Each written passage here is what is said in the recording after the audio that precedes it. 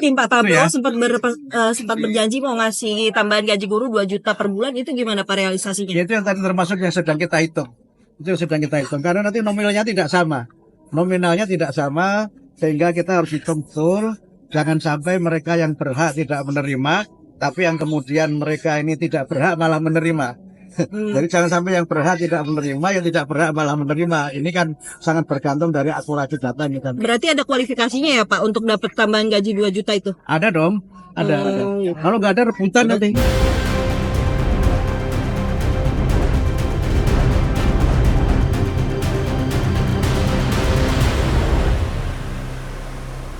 Sobat Pendidikan, jumpa lagi kita di program Visi Educare, satu visi utama. Hari ini kita akan membahas kelanjutan isu terkait janji Presiden Prabowo yang akan memberikan tunjangan ya kepada guru-guru. Pada saat janjinya itu sebenarnya 2 kali disebutkan oleh Hasyim Joyo Hadikusumo, gitu ya. Janjinya sih bulan Oktober. Guru-guru akan dapat tambahan tunjangan 2 juta, gitu ya. Tapi ini ada kabar baik. Ya. Kabar baiknya sepertinya Pak Presiden Prabowo coba realisasikan janjinya. Cuma ada kabar buruknya.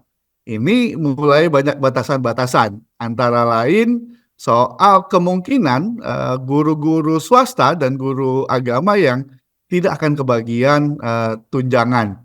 Nah, untuk membahas soal itu, kita akan berbincang dengan, sebenarnya saya lebih suka menyebut aktivis pendidikan, juga guru di SMA di Jakarta, Bapak Suparman Marjuki Nahali. Pak Suparman ini Ketua Dewan Kehormatan Pengurus Besar Persatuan Guru Seluruh Indonesia. Jadi ini organisasi profesi wadah guru sekolah dan madrasah swasta. Pak Parman ini punya rekam jejak juga cukup panjang ya, pernah menjadi Ketua Koalisi Pendidikan, Ketua Federasi Serikat Guru Indonesia, Independen Indonesia, dan ya saya kira punya kontribusi besar dalam pendidikan nasional. Selamat sore Pak Parman. Iya, selamat sore Mas Ade Irawan. Apa kabar Pak Parman? Alhamdulillah sehat. Ini masih ngajar atau ruang kelasnya lebih gede ngajarnya Pak? Iya, lebih luas lagi. Kalau mengajar mungkin maksudnya di sekolah, ini sekolahnya lebih besar lagi. Iya, ruang kelasnya lebih besar. Ruang kelasnya lebih luas. Oke, ini Pak Parman kita langsung aja ya. Kalau statementnya Pak Hasyim sudah banyak kita bahas ya, bahwa akan ada tunjangan untuk guru. Cuma ini ada catatan-catatannya itu, statement dari Menteri Pendidikan Dasar dan Menengah yang baru Pak Muti, gitu ya. Dan kalau tidak salah statement Pak Muti, tidak semua guru, gitu ya, hanya untuk guru-guru yang memenuhi kriteria tertentu. Dan ini setahu kami langsung direspon, diprotes lah ya oleh teman-teman PGSI, Pak Parman dan teman-teman mengingatkan sebenarnya agar tidak boleh ada diskriminasi. Pak Parman bisa ceritakan apa yang dikhawatirkan oleh teman-teman guru swasta dan guru agama? Iya, jadi kan kita kembali dulu ke masa sebelumnya nih Mas Ade ya. Kita sedikit review bahwa ini janji daripada calon presiden waktu itu, Pak Prabowo Gibran melalui Pak Hasyim Joyo Hadikusumo sebagai tim pemenangannya. Nah, itu sebenarnya cukup disambut baik ya, karena dari beberapa calon itu cukup konkret gitu loh. 2 juta per bulan mulai Oktober. Bahkan ada tambahan di situ THR-nya, tunjangan hari raya gitu ya. Nah ini, itu pasti menjadi daya tarik guru ya. Dan saya yakin ya kemenangan Pak Prabowo juga tidak lepas dari daya tarik itu guru, kemudian akhirnya ya di atas 50% itu sekian persennya lah ya. Nah kita sebenarnya guru-guru ini menanti-nanti, bahkan ada potongan-potongan video dari Pak Hasyim itu dimodif lah oleh sejumlah guru gitu ya, di seluruh Indonesia di berbagai daerah itu dalam bentuk TikTok, medsos dan lain-lainnya ya, dalam medsos lah ya. Dan di situ diungkapkanlah rasa kesenangan guru lah. Nanti Oktober kita akan tambahan gaji 2 juta per bulan plus THR. Nah itu. Nah tunggu kan memang Oktober sampai pelantikan ya. Ini belum ada berita apa-apa gitu ya. Ya. Ini benar apa omon-omon gitu ya. Akhirnya kemudian alhamdulillah itu 28 Oktober kemarin ketika hari Sumpah Pemuda, itu bulan bahasa diperingati oleh Kementerian Dikbud ya, Kementerian Dikdasmen sekarang ini. Dikdasmen, ya. Ya, Menteri Abdul Mukti itu ditanya oleh sejumlah wartawan ya terkait dengan apa programnya, terutama yang 100 hari ya untuk program kementerian masing-masing. Salah satunya Menteri Dikdasmen ini Pak Abdul Mukti itu ditanya soal bagaimana janji Pak Prabowo terkait dengan pemberian 2 juta rupiah untuk penambahan gaji guru. Nah, disitulah kemudian saya catat nih ya, ada di channelnya Kemendikbud ya, itu ada beberapa poin ini saya catat. Pertama bahwa terkait dengan pemberian gaji ini kan disebutkan skemanya itu yang diajukan ke Kementerian Keuangan itu adalah untuk guru ASN. ASN di sini yang PNS dan P3K, ditambah honorer. Nah, yang itu pun yang sudah sertifikasi. Nah, itu yang akan diajukan nanti untuk 2025 tahun depan. Nah, ini dari situ kita melihat loh, kok nggak ada ini, berarti hanya guru-guru ASN ya. Sementara guru-guru swasta ya, baik swasta yang di sekolah maupun yang seharusnya di madrasah, ini nanti saya akan ungkap juga nih salah satu poin penting ya. Yang di madrasah itu, guru-guru madrasah itu tidak sama sekali tidak tersentuh. Memang itu bukan ranah Kemendikdasmen ya, tapi itu ranah Kementerian Agama. Tapi paling tidak nanti kita berharap adanya sebetulnya kooperatif lah antar departemen, karena dua-duanya itu mempunyai guru lah gitu ya. Nah itu Mas Ade. Jadi dari situ kita melihat loh, ini berarti potensi diskriminasi. Kalau memang itu terjadi, berarti akan terjadi diskriminasi terhadap guru-guru swasta. Ini yang kita cermati, makanya kemudian kita angkat, kita sampaikan ini ke publik ya. Dan saya yakin hampir semua guru swasta yang melihat tayangan dari wawancara itu pasti akan gemas gitu ya. Kenapa kami tidak menjadi bagian daripada yang diskemakan oleh Kementerian Dikdasmen tersebut untuk diberikan, padahal waktu janji untuk diberikan tunjangan 2 juta rupiah per bulan dan THR malah. Padahal waktu janji itu disampaikan oleh Pak Hasim Joyo Hadikusumo itu tidak disebut. Yang diberikan adalah guru bersertifikasi atau guru PNS atau ASN, guru honor tidak, guru saja. Semua guru kan akan mendapatkan. Iya, itu berarti di sini dasar daripada janji itu tidak didasari oleh diskriminasi. Kita udah, wah ini hebat ini ya. Semua guru lah disebut di situ. Udah maju ya. Kenapa? Ya, kenapa ketika sampai di Kementerian Dikdasmen kemudian ini dipilah-pilah lagi gitu loh. Bahkan dipersempit menjadi hanya guru ASN dan honorer yang sudah sertifikasi. Kalau menurut Pak Parman atau menurut teman-teman PGSI, kenapa ada potensi diskriminasi seperti ini? Ya jelas bahwa di Undang-Undang Sisdiknas dan Undang-Undang Guru, bahkan konstitusi kita Undang-Undang Dasar 45 itu kan tidak boleh ada pembedaan ya, pembedaan dalam hal pemberian kesejahteraan gitu ya. Nah, kemudian bukan hanya diskriminasi tidak diberikan kepada guru-guru swasta ya, lebih jauh lagi kita melihat bahwa ini bisa, saya nilai gitu ya, terjadi salah pemetaan gitu loh terhadap guru. Kalau memang harus ada prioritas ya terhadap guru yang harus diberikan tambahan kesejahteraan. Lah kenapa guru yang ASN dan sudah sertifikasi, itu kan sertifikasi berarti sudah dapat tunjangan profesi, meskipun ada juga yang belum ya. Tetapi umumnya guru-guru yang sudah sertifikasi yang sudah dapat tunjangan profesi.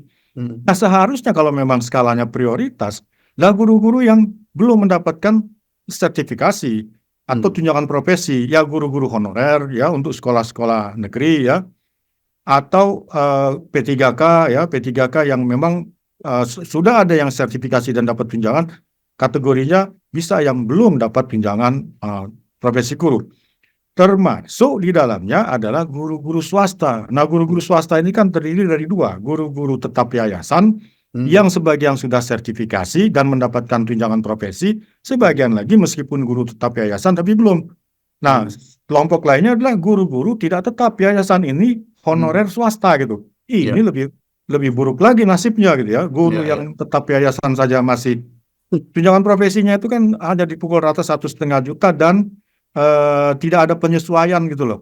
Dan passingnya, kenaik penyetaraannya. Jadi kalau dia dihitung 3A saja seumur hidup sampai pensiun nanti selesai gitu. Tapi database mereka ada Pak Parman, karena kalau kita lihat ada beberapa fenomena, misalnya soal tunjangan guru, tiba-tiba ada guru yang keluarganya kepala sekolah, ngajar enggak, tapi kemudian namanya terdata dan dapat honor seperti itu. Apakah tidak akan ada potensi terjadi hal-hal yang demikian, Pak Parman?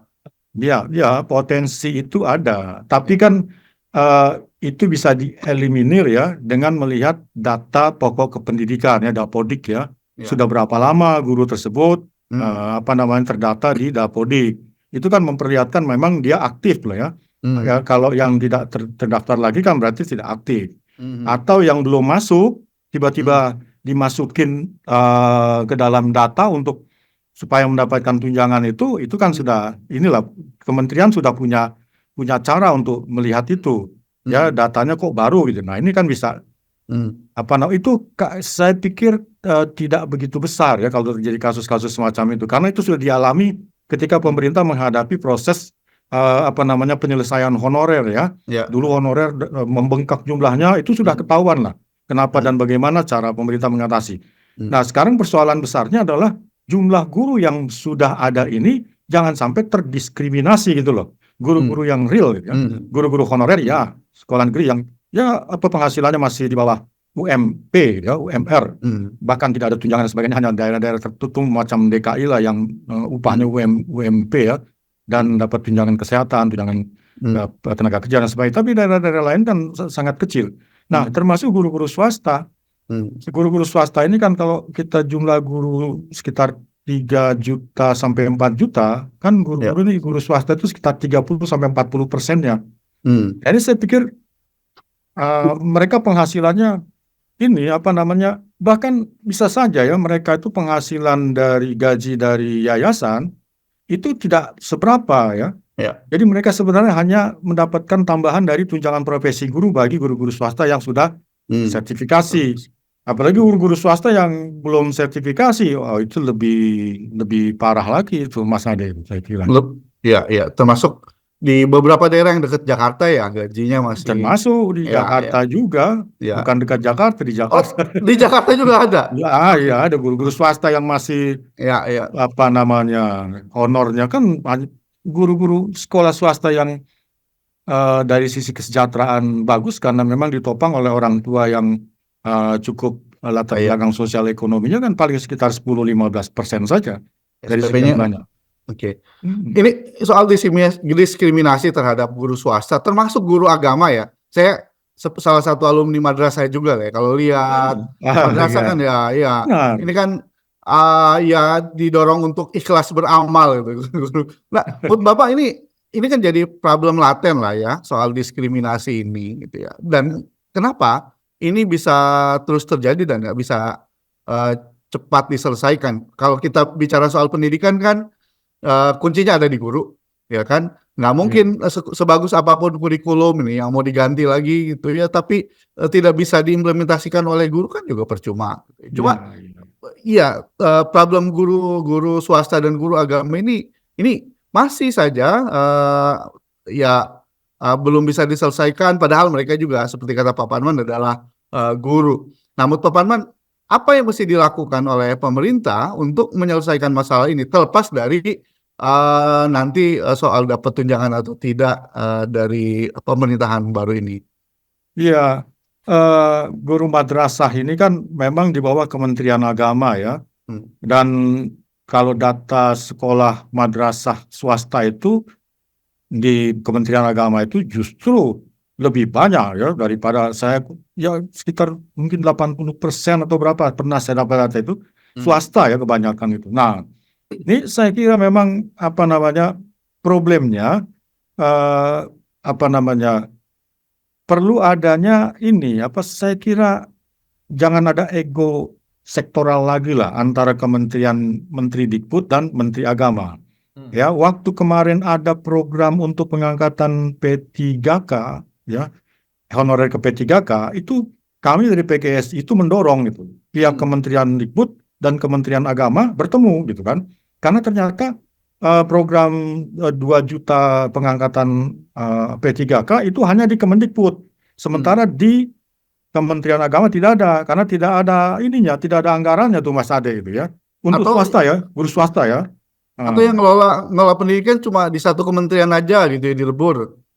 Gimana Pak? Iya, ya, itu berarti kan harus ada Dirjen Pendidikan Agama nanti ya di Kemendikbud itu ya memang agak susah juga ya.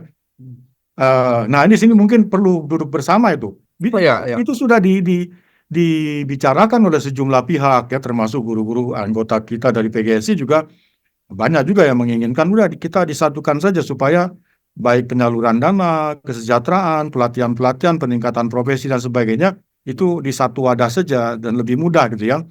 Ya bahkan ada juga yang mengusulkan dibuatlah Badan Guru Nasional ya untuk khusus pengelolaan guru membantu Kementerian Agama dan Kementerian Dikbud.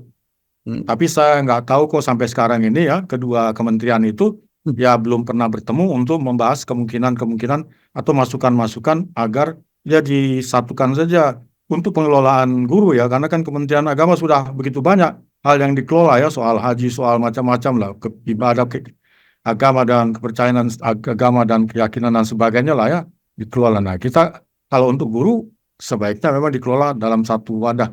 Ini memang sudah banyak didiskusikan. Nah itu juga yang menyebabkan problemnya adalah di anggaran. Yang sering kita dengarkan anggaran di Kementerian Agama itu sangat kecil dibandingkan yang ada di Kementerian Dikbud. Kementerian Dikbud pun itu menganggap bahwa yang mereka terima juga tidak terlalu besar. Dari 20% itu kan tidak semuanya masuk ke Kementerian Dikbud. Semua kan dialokasikan untuk kementerian lembaga yang lain. Ya, masuk dana desa ya. Dana nah itu dana desa ya. Nah itu. Wah, apakah mungkin nanti juga untuk dana ini apa? Makan bergizi itu, itu belum tahu juga ya kalau dialokasikan. Karena kan ributnya kemarin seperti itu kesan. Ini itu saya kira, Mas. Oke. Langkah-langkah konkret yang akan dilakukan PGSI untuk memperjuangkan agar tidak terjadi diskriminasi untuk guru-guru swasta dan guru agama. Apa yang dilakukan? Ya, ada terima rilisnya, ya, tapi langkah lainnya apa? Kami kan tadinya agak khawatir ya dengan janji-janji ini apa bisa terrealisir ya, yang dan janji 2 juta rupiah per bulan. Ternyata pernyataan Menteri Dikbud, Menteri Dikdas ini Pak Abdul Muti itu apa namanya menghilangkan kekhawatiran kami gitu ya, keraguan kami. Oh ternyata janji itu mau diwujudkan. Jadi kami sangat mengapresiasi sebenarnya itu Mas Ade, teman-teman PGSI ya. Cuma problemnya ya itu tidak diwujudkan juga untuk guru-guru swasta. Itulah yang kemudian kami nilai. Nah kalau misalkan skemanya tidak masuk, itu konstruksi berpikirnya saja sudah diskriminatif saya kira. Ya, tidak menyebut guru swasta saja itu sudah konstruksi berpikir. Kami menyayangkan kalau menteri ya membangun konstruksi berpikirnya untuk peningkatan kesejahteraan hanya guru-guru ASN. Itu sudah potensi diskriminatif. Makanya kami sampaikan ke publik ya, dan ini juga akan kami sampaikan juga ke kementerian yang bersangkutan bahwa ini konstruksi berpikir yang tidak baik gitu kan. Tidak pas gitu, apalagi di Kementerian Pendidikan yang memang harusnya menghapus gitu loh pemikiran-pemikiran konstruksi berpikir diskriminatif gitu ya. Bahkan Pak Prabowo kan juga waktu pidato awalnya keras sekali beliau, tidak boleh lagi ada diskriminasi kan. Beliau mengambil contoh misalkan waktu zaman kolonial itu ya, apa namanya pribumi dan anjing malah di situ verboden for Honden and Inlander gitu kan, jadi dilarang masuk. Itu itu tidak boleh lagi berlaku, ya. Apalagi itu dilakukan oleh bangsa sendiri gitu loh. Itu jangan sampai kita sama kolonial saja itu tidak merasa ini sekali apa namanya tersakiti gitu ya. Nah, apalagi kalau diskriminasi ini dilakukan oleh bangsa kita sendiri. Nah, jangan sampai gitu loh. Konstruksi ini harus dirubah gitu kan. Apalagi di Kementerian Pendidikan. Nah, ini. Nah, oleh karena itu ini Mas Ade, kita nih ingin sudah menyampaikan surat ya hari ini tadi pagi dari PGSI itu sudah menyampaikan surat kepada Menteri Pendidikan Dasar dan Menengah. Ya. Ya, kami untuk audiensi gitu ya. Audiensi mudah-mudahan sudah bisa diterima dan dibaca ya. Kita minta untuk bertemu silaturahim pengurus besar PGSI untuk menyampaikan aspirasi guru-guru swasta ini. Ya, jangan sampai ya mudah-mudahan itu karena lupa saja ya. Karena kan Pak Abdul Muti ini kan juga adalah orang yang ya sebelumnya banyak mengelola guru-guru swasta. Saya kira mudah-mudahan ini hanya karena lupa saja ya. Nah, tapi lupanya itu jangan sampai keterusan. Sehingga karena janjinya kan rencana pas Hari Guru Nasional itu nggak lama lagi 25 November itu akan diumumkan, disampaikan gitu loh. Apa skema konstruksi dari skema pemberian tunjangan ini. Nah, ini makanya kita kirimkan surat untuk audiensi, bukan hanya Menteri Dikdasmen Pak Profesor Abdul Muti, tapi juga kita kirimkan surat ke Kementerian Agama, ya Profesor Nasarudin. Karena belum ada statementnya yang jelas ini. Kalau Dikdas sudah jelas kan, dan kita tahu gitu loh, oh ternyata guru swasta tidak masuk. Nah ini makanya kita buru-buru, kalau gitu kita harus gaspol ketemu dengan Pak Menteri ini.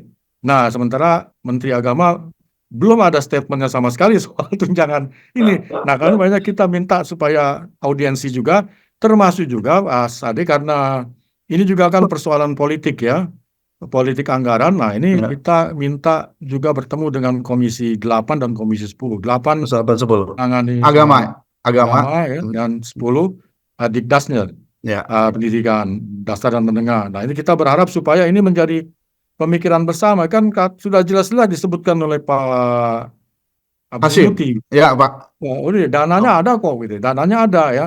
Nah kalau dananya ada ya sudah Pak, kasih saja semua gitu loh.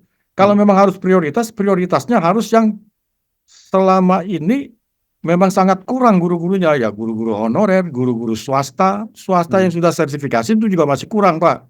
Apalagi guru-guru swasta yang masih honorer nah gitu. Nah, nanti belum madrasah. Betul Pak Parman. Seandainya gitu, ini kan Bapak langkahnya akan audiensi baik ke kementerian maupun ke DPR. Seandainya benar-benar tidak ada tunjangan untuk guru swasta dan guru agama, apa yang mau dilakukan? Audiensi lagi atau mengarahkan koordinasi dengan guru? Audiensi tadi tidak terhenti di DPR, kementerian, tetapi juga kita akan kita sudah buat suratnya untuk mengajukan audiensi ke Bapak Presiden. Ya, supaya ini menjadi Bapak perhatian. Jangan-jangan idealisme Pak Presiden itu justru keliru ditangkap itu loh di bawah gitu kan. Nah ini idealismenya luar biasa, tapi kemudian di bawah dalam pelaksanaannya tidak terlaksana dengan baik.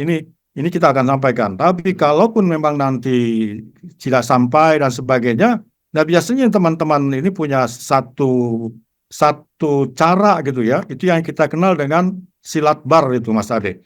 Silat bar itu adalah silaturahim akbar. Nah itu ya. Jadi kita silaturahim ke DPR, ke pemerintah, tapi dalam bentuk yang akbar gitu kan, besar gitu jumlahnya gitu. Sambil bawa spanduk kayak gitu ya Pak. Sepertinya seperti itu ya. Supaya kan kalau audiensi tidak didengar atau bahkan tidak diterima ya, karena pengalaman kami dulu juga di kementerian itu jarang diterima itu. Di 2 kementerian itu kita kirim surat untuk silaturahim, audiensi, cuma 10-15 pengurus, itu jarang diterima. Tidak pernah itu surat oleh menteri ya. Kalau di Kemendikbud mungkin biasanya itu disposisi ke dirjen, tapi menteri tidak pernah menerima. Nah ini jadi ya itu satu-satunya jalan ya, kita menggunakan konsep menekan kebiasaan kita yaitu politik silaturahim akbar gitu Mas Ade. Ya mudah-mudahan itu menjadi ini. Jangan sampai lah kalau seperti itu ya, mudah-mudahan tidak sampai ke situ. Ya itu sudah didengar. Ini mudah-mudahan pemerintah ini mendengar. Jangan sampai ada diskriminasi lah. Oke, amin. Ya mudah-mudahan ya Pak Parman, walaupun katanya kenaikan tunjangan kadang tidak sejalan dengan kualitas, tapi paling tidak guru-guru bisa mendapatkan hak layak, hak hidup yang layak, punya akses kepada ilmu pengetahuan ya dengan tambahan tunjangan ini ya. Mudah-mudahan begitu. Tapi ya sekali lagi ya ini kan nagih utangnya presiden lah ya kepada Ya. guru-guru dan mesti diingatkan dan ya mudah-mudahan karena Tapi ini ya, insya gimana, Allah Pak? itu Pak Ade ya, saya tambahan sedikit. Percayalah bahwa guru-guru itu ya soal komitmen kebangsaan itu tidak diragukan lagi. Jadi apa yang diinginkan oleh Pak Prabowo untuk membangun persatuan kesatuan, ini guru-guru ini sepanjang masa itu, sepanjang perubahan-perubahan politik, gurulah yang menjaga komitmen kebangsaan itu, ya. Di kerja-kerja politik guru itulah sebenarnya kerja-kerja politik kebangsaan ya di guru itu. Nah, ini yang harus menjadi perhatian bersama saya kira ya bahwa kalau itu selalu diungkap bahwa pemberian tunjangan harus dibarengi dengan peningkatan kualitas. Nah, kalau tunjangannya itu diberikan tidak setara gitu ya dengan usaha-usaha untuk peningkatan kualitas ya memang pada akhirnya ya kualitas itu yang diberikan ya dalam batas yang minimum gitu ya. Tapi kan ada peningkatan-peningkatan kualitas. Nah, jadi memang jangan pula misalkan memberikan tunjangan yang kecil tapi kemudian menuntut kualitas lebih. Bukan berarti juga guru tidak mau guru juga tetap harus belajar kan Pak, memiliki akuntabilitas tetap gitu kan bahwa ini ada tunjangan uang rakyat yang diberikan tanggung jawabnya kepada dia untuk dalam rangka untuk meningkatkan itu ada ya. Tapi juga dalam konteks ini jangan selalu dikait-kaitkan dengan kualitas. Saya kira insya Allah ya guru selalu komitmen untuk tanpa tunjangan saja dia berkomitmen kok untuk tetap meningkatkan kualitas. Cuma memang sarana prasarana gitu kan manajemen itu dengan kondisi yang terbatas itu umumnya tidak mendukung untuk peningkatan kualitas yang diharapkan. Tapi tetap komitmen peningkatan kualitas itu dalam kondisi keuangan atau kesejahteraan yang terbatas pun itu guru tetap komitmen. Saya kira itu Mas Adi. Oke Pak Parman, selalu menggebu-gebu ya untuk guru. Ya tapi tetap aja kalau menurut kami guru juga berkewajiban untuk meningkatkan kualitas apalagi itu harus ya wajib seperti itu. Saya setuju itu. Baik Pak Parman. Guru itu tidak lepas dari ini pengembangan profesinya kalau tidak ada komitmen untuk peningkatan kualitas dirinya, profesinya ya dia sebenarnya nggak cocok jadi guru ya. Jadi memang itu harus komitmen itu. Betul. Dalam kondisi apapun. Siap. Dan organisasi lagi kalau tunjangannya direalisasikan ya untuk semua guru tanpa kecuali, tanpa diskriminasi, komitmen itu semakin meningkat. Komitmen untuk menjaga kualitas itu. Saya kira itu. Kita kawal bareng lah ya. Semoga pemerintah, Kementerian Pendidikan maupun Kementerian Agama bisa merealisasikan hak-hak guru gitu ya, dan kita juga kawal agar guru terus meningkatkan kualitasnya karena guru adalah kunci kualitas pendidikan kita. Kalau kualitas guru bagus, pendidikan kita bagus, akhirnya juga berkontribusi untuk bagusnya bangsa ini gitu ya. Terima kasih banyak Pak Suparman atas waktunya. Nanti kita akan sering-sering diskusi lagi. Ya mudah-mudahan usahanya, ikhtiarnya terrealisasi gitu ya, dan mudah-mudahan ya guru kita makin maju, makin hebat. Terima kasih sekali lagi Sobat Pendidikan. Inilah ujung diskusi kita terkait dengan guru. Selalu banyak masalah gitu ya, dan seringkali didiskriminasi. Penting tapi dalam banyak hal dianggap selalu di nomor 2-kan gitu ya. Sobat Pendidikan, jangan lupa like, share video ini, dan kalau ada yang mau didiskusikan bisa share di kolom komentar. Pak Suparman juga bisa menjawab, Pak Parman ya. Nanti bisa nengok kolom komentar Oh iya. isi Educare. Nanti Ya. Pak Parman bisa bisa menjawab. Pak Parman ini dulu bos saya sekretarisnya Pak Parman dulu ya. Di Koalisi Pendidikan. Oh, koalisi pendidikan Iya, juga. iya. Orang Baik. pikir bos apa nih. Terima Oke, kasih sip, Dek. semuanya. Terima kasih, Terima Mas Ade. kasih. Ya. Ya, Assalamualaikum.